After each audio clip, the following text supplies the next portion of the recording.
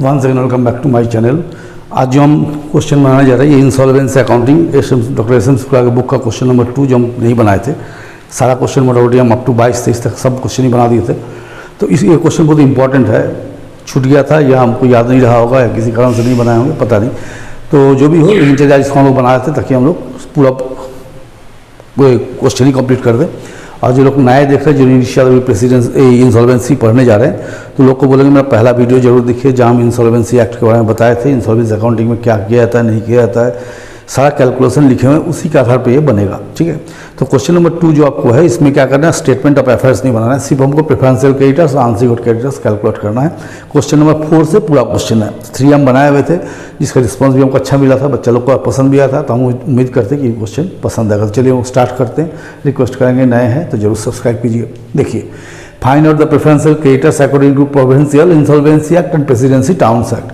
2 act होता है, provincial और प्रेसिडेंसी। प्रेसिडेंसी कहाँ लगता है, जैसे दिल्ली, कोलकाता, चेन्नई, मुंबई में प्रेसिडेंसी लगता है, अदर जगह में क्या लगता है, प्रोविंशियल लगता है। दोनों का रेगुलेशन में क्या होता है, अलग है। ठीक है, तो ये पहला से हम लोग निकालना शुरू करते हैं। देखिए, हमें लिखा है calculation of preferential creditors and unsecured creditors as per presidency towns act and provincial insolvency act. यहाँ लिखे presidency towns act, provincial insolvency act, preferential creditors, unsecured creditors, preferential creditors, unsecured creditors, ये पार्टिकुलर्स, ये total amount. तो देखिए, पहला लिखा है salary of 4 clerk. पहला लिखा है salary of 4 clerk at the rate of 400 per month for 2 month. ठीक है, एक क्लर्क को 400 रुपया देना है 2 महीना का। टोटल क्लर्क कितना है, 4, तो 4 दूनी 8 3200। टोटल कितना सैलरी ड्यू होता है, 3200। बोला एक क्लर्क को सैलरी देना 400 रुपया प्रति माह के दर से। ठीक है, जो कि 2 महीना का होगा, और 4 क्लर्क है तो 400 दूनी 800 हो गया, 800 रुपया एक क्लर्क का हो गया। और कितना क्लर्क है, 4 क्लर्क, तो कितना हो गया, 3200। As per presidency towns act एक क्लर्क का होता है 300 रुपया। कितना भी सैलरी बाकी रहे, कितना सैलरी बाकी रहे उससे मतलब नहीं है, मैक्सिमम कितना होता है, 300 × 4 1200। माने एक क्लर्क को पिछले 4 महीना, जब इंसॉल्वेंसी का आप पिटीशन डालते हैं, उसके पहले के 4 महीने तक जितना भी सैलरी बाकी हो, एक क्लर्क को कितना देना होगा, 300 रुपया। तो 300 × 4 कितना हो गया, 1200। तो 3200 में से 1200 को हो गया प्रेफरेंशियल, तो बाकी 2000 क्या हो गया, अनसिक्योर्ड। वैरस प्रोविंशियल में क्या है कि एक क्लर्क को देना है 20 रुपया। कितना देना है, 20 रुपया। तो 4 क्लर्क को कितना देना होगा, 80 रुपया। तो 3200 में 80 आपको देना है प्रेफरेंशियल को, और 3120 कहाँ चला गया, अनसिक्योर्ड। आप देखिए, जो सेकंड क्वेश्चन लिखा हुआ है, तो बुक में गलती क्या हुआ है, गलती क्या किया है, salary of annual clerk for the month of November and December होगा, उसमें लिख दिया फरवरी एंड मार्च। फरवरी मार्च नहीं होगा नवंबर एंड दिसंबर। बोला सर नवंबर और दिसंबर का 150 करके सैलरी बाकी है। ठीक है, तो salary of 1 clerk for the month of November and December 150 per month. बोला 150 करके पर मंथ है, तो अगर 150 करके पर मंथ है तो 2 महीने में कितना होता है, सैलरी 300।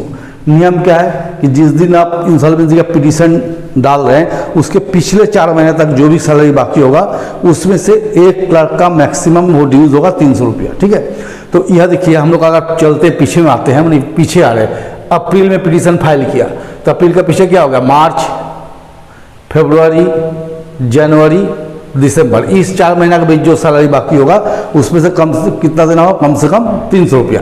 अगर नवंबर आ रहा है तो नवंबर इसका मतलब इसका अंदर नहीं है, ये 4 महीना के बाद नवंबर है। ठीक है, तो पिछले 4 महीने तक मेरा दिसंबर तक ही कवर कर रहा है, नवंबर को कवर नहीं कर रहा है। तो 2 महीना में कितना दिखा रहा है, 300। तो हमको किस महीने का सैलरी को प्रेफरेंशियल मान सकते हैं, दिसंबर वाला। नवंबर को नहीं मान सकते क्योंकि नवंबर उस 4 मंथ के बीच में नहीं आता है, तो हम लोग दिसंबर का सैलरी को प्रेफरेंशियल मानेंगे। तो कम से कम कितना बोला, 300। लेकिन आपको सैलरी कितना है, 1 महीना का 150। आप यहाँ कितना मिनिमम कितना होता है, 300 होता है, लेकिन आपको है कितना, 150। तो कम जो अमाउंट है उसी को लिखिएगा, तो 150 लिखिएगा यहाँ पर, और यहाँ भी लिख दिया अनसिक्योर्ड पे 150। मतलब दिसंबर वाला मंथ का हो गया प्रेफरेंशियल, नवंबर हो गया अनसिक्योर्ड। अगर ये ज़्यादा अमाउंट रहता तब हम यहाँ पर क्या करते, 300 लेते। ठीक है, वैरस प्रेसिडेंट प्रोविंशियल में क्या होता है, एक क्लर्क का सैलरी 20 रुपया, ठीक है, ये 150 है, कम से कम कितना देना है, मैक्सिमम कितना देना है 20 रुपया, तो 150 और 20 रुपया, तो मैं 20 रुपया देंगे, तो 300 में से 20 रुपया यहाँ दे दिए, तो बचा हुआ 280 कहाँ दीजिएगा, यहाँ दीजिएगा ना। फिर समझ लीजिए क्या बोले कि 150 रुपया पर मंथ बोला, तो 150 इंटू 2 महीने हो गए 300 रुपया, लेकिन पिछले 4 महीना के अंदर अगर जो भी सैलरी ड्यू होगा उसमें आपको मैक्सिमम 300 रुपया देना है, उससे ज़्यादा नहीं देना है। तो आप बताइए, जैसे पिछले 4 महीना हम जोड़े, मार्च, फरवरी, जून, दिसंबर, ये 4 महीना के अंदर जो भी सैलरी होगा उसमें मैक्सिमम ड्यूज 300 होगा। तो ये सब तो दिया नहीं, सिर्फ दिसंबर का सैलरी कितना 150, तो जब 150 बाकी है तो 300 तो कोई देगा नहीं, 150 ही देगा ना, तो हमने 150 लिख दिए। तो नवंबर वाला को पूरा क्या किए, आंशिक कोड। प्रोविंशियल क्या बोलता है कि पिछले 4 महीना में, इंसॉल्वेंसी की डेट के पिछले 4 महीने में जो भी ड्यूज होगा उसमें मैक्सिमम कितना देना, 20, मैक्सिमम कितना देना है 20, तो आपको 20 रुपया देना, आप तो यहाँ 150 नहीं लिख सकते हैं ना, तो टोटल 300 बाकी है 2 महीना का, तो इसको मैक्सिमम कितना देना, 20 देना है, तो 280 क्या हो गया, आंशिक हो गया। अब यहाँ देखिए तीसरा, wages due to labour for December 20 days, 20 दिन के लिए कितना सैलरी लेबर का वेजेस ड्यू है 120, तो हम लोग क्या जानते हैं, प्रेसिडेंसी टाउन्स एक्ट में एक लेबर को 100 रुपया देना पड़ता है कम से कम, तो 100 हो गया, तो 20 रुपया कहाँ आ गया, आंशिक वर्ग में। इसमें एक लेबर को 20 रुपया देना पड़ता है, तो कितना हो गया 20, तो 100 रुपया हो गया आंशिक वर्ग। फिर देखिए यहाँ लिखता है salary of March of manager, तो नंबर 2 सैलरी टू मैनेजर, तो देखिए मैनेजर का सैलरी कभी प्रेफरेंशियल नहीं होता है ना, कितना बाकी है 1000, तो मैनेजर का सैलरी कभी भी प्रेफरेंशियल नहीं होता, कहाँ चला जाएगा, आंशिक वर्ग में, ठीक है, सिर्फ क्लार्क का सैलरी आ सकता है। फिर देखिए rent paid to landlord for the month of February and March, तो rent due to landlord for 2 months, 2 महीना का 400 करके 2 महीना, कितना हो गया 800। प्रेसिडेंसी क्या बताया था कि according to presidency act, towns act, 1 month rent due to landlord is preferential, 1 महीना का रेंट को हम लोग क्या मानेंगे, प्रेफरेंशियल मानेंगे, तो कितना प्रेफरेंशियल हो गया 400, तो 800 में आपको 400 प्रेफरेंशियल, तो 400 क्या हो गया आंशिक वर्ग। प्रोविंशियल एक्ट में क्या होता है, पूरा रेंट ही आपको आंशिक वर्ग होता है। प्रेसिडेंसी टाउन्स एक्ट में 1 महीना का रेंट आपको देना ही पड़ेगा, दैट इज प्रेफरेंशियल, अब बाकी आंशिक हो जाएगा, तो 2 महीना का कितना हो गया 800 रुपया, इसमें हम लोग 400 रुपया को प्रेफरेंशियल में दिखा दिया 1 महीना का, और 400 आंशिक वर्ग। According provincial township act, provincial township act में क्या होता है, पूरा का पूरा rent, sorry provincial insolvency act में पूरा का पूरा रेंट क्या होता है, आंशिक हो जाता है, ठीक है। फिर नेक्स्ट आइए छठा में, हाउस टैक्स पेएबल, ठीक है, हाउस टैक्स क्या है, गवर्नमेंट ड्यू है ना 500 रुपया, तो हम लोग क्या जानते हैं, कोई भी गवर्नमेंट ड्यूज जिसको हम लोग क्या मानते हैं, प्रेफरेंशियल, कोई भी गवर्नमेंट ड्यू होगा तो क्या कर देंगे, प्रेफरेंशियल, ठीक है। वाटर एंड इलेक्ट्रिसिटी ड्यू, देखिए वाटर इलेक्ट्रिसिटी किसका होता है, लोकल अथॉरिटी का, वाटर एंड इलेक्ट्रिसिटी बिल कितना का है, 250 का है, तो हम लोग क्या जानते हैं, कोई भी गवर्नमेंट ड्यूज लोकल अथॉरिटी का ड्यू क्या होता है, प्रेफरेंशियल होता है, तो इसको हम लोग क्या करेंगे, प्रेफरेंशियल लिख देंगे, आंशिक वर्ग नहीं है। फिर देखिए workman compensation, workman compensation according to workman compensation act, ठीक है, वर्कमैन को कितना कंपेंसेशन देना है 400, तो वर्कमैन कंपेंसेशन भी क्या होता है, प्रेफरेंशियल होता है, आंशिक वर्ग नहीं होता है, ठीक है।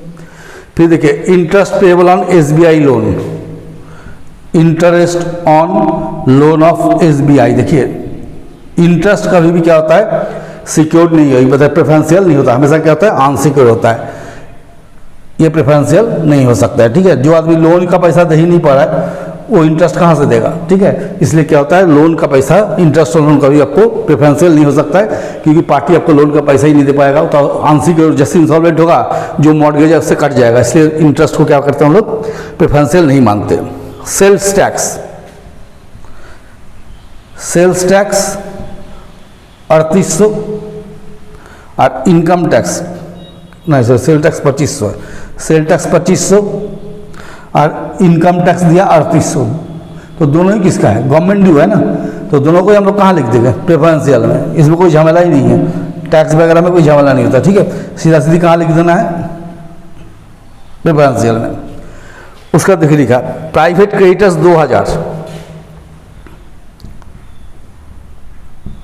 देखिए प्राइवेट क्रेडिटर्स लिखा 2000, इस जगह जगह समझिएगा, प्राइवेट क्रेडिटर्स लिखा 2000 जिसमें हाउस टैक्स कितना जुड़ा हुआ है 500, तो प्राइवेट क्रेडिटर्स में हम लोग 2000 लिख देंगे, लेकिन इसमें हाउस टैक्स कितना है 500 है ना, तो 500 चला जाएगा प्रेफरेंशियल में, अब 1500 चला जाएगा आंशिक वर्ग में, 500 चला जाएगा प्रेफरेंशियल में, 1500 चला जाएगा आंशिक वर्ग में। बोलिएगा क्यों चला जाएगा सर?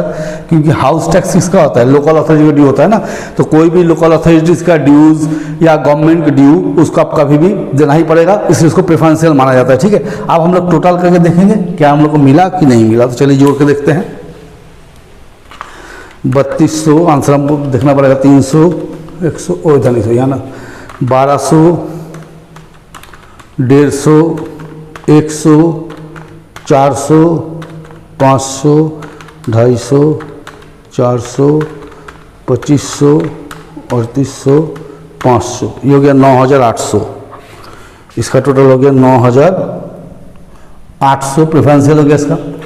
आप जोड़िए आंसर को 2000 150 20 1000 400 1000 1500 6070 हो गया आंशिक वर्ग, ये हो गया। अब इधर जोड़िए 80 20 20 500 250 400 2500 3800 500 8070, इसका प्रेफरेंशियल होगा 8070। इसको जोड़िए 3120 280 100 1800 1000 1500 7800। चलिए देख लेते हैं आंसर मिला है कि नहीं। हाँ चलिए मिल गया। ठीक, अब इसको टोटल कर दिया तो कितना आएगा? 15870 है ना, ये टोटल आएगा 15870। अब ये दोनों जोड़िएगा तो यही आएगा, ये दोनों जोड़िएगा तो यही आएगा। तो ये क्वेश्चन नंबर 2 था, जो बच्चे लोगों को थोड़ा सा प्रॉब्लम होता है समझने में।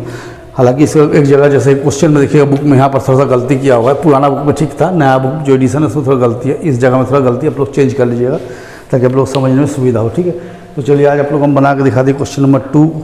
आप लोग मेरे साथ बने रहिए और इसी चैप्टर को पूरा खोल के देखिए। सारा क्वेश्चन हम बनाए हुए हैं अप टू 22 तक या 23 तक, हमको ठीक से ध्यान नहीं है लेकिन बनाया बहुत क्वेश्चन है।